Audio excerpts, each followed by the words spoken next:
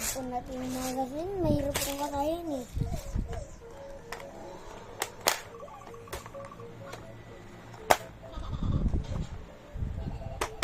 Yun po. Kaya ko po ito binibidyo guys. Para po paglaka po namin, maalala po namin yun. Wala namin to. Saan po to?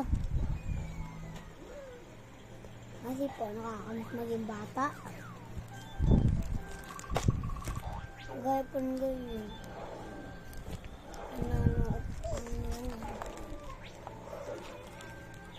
Kaya po dito na po nagtatas mga video po namin. Kwento ko po sa inyo ba about sa ng araw po. Nandun po sa school namin. Bigla po meron po sa akin nagbuli.